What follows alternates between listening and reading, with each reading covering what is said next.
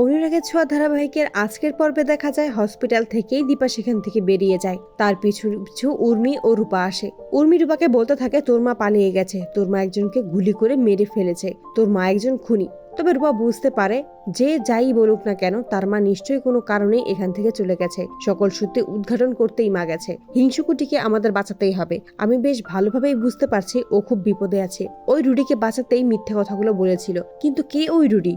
কেনই বা ওকে বাঁচাতে এতগুলো মিথ্যে কথা বলছে শোনা? আর মাকে কষ্ট দেবে সেটা আমি ভাবতেই পারিনি। ওই রুটির চক্রান্ত আমাকে ধরতেই হবে। কোন উদ্দেশ্যে এই বাড়িতে এসেছে, কেনই বা এত কিছু করছে, কেনই বা সোনার জীবনটা নষ্ট করছে, আমাকে যেভাবেই হোক সেটা জানতে হবে।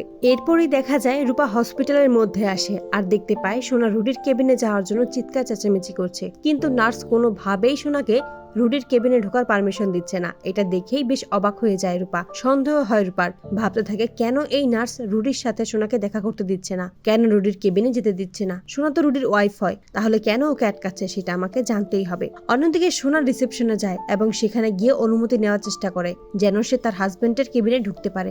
রিসেপশন থেকে সোনাকে বলা হয়, কি আপনার হাজবেন্ড, তার নাম কি? রুডি নামটা বলার পর ওই নামটা রিসেপশনিস্ট চেক করতে থাকে যে কোন কেবিনে আছে এবং সোনাকে কেনই সেই কেবিনে ঢুকতে দিচ্ছে না, কেনই বা তাকে আটকে রেখেছে। রিসেপশনিস্ট যখন রুডির নাম চেক করতে থাকে তখনই রূপা আসে সোনার কাছে। সোনা ও রূপা দেখতে পায় রুডির নাম এবং রুডির নামের পাশে কুমারের নাম দেখতে পায় রূপা, এবং সোনাকেও দেখায়, যা দেখে সোনা চমকে যায় এবং সোনা ভাবতে থাকে, একই রুডির নামের পাশে কুমারের নাম কেন?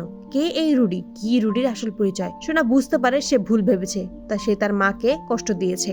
আসলে রুডি তাকে ভালোবেসে তাকে বিয়ে করে এই বাড়িতে আসেনি।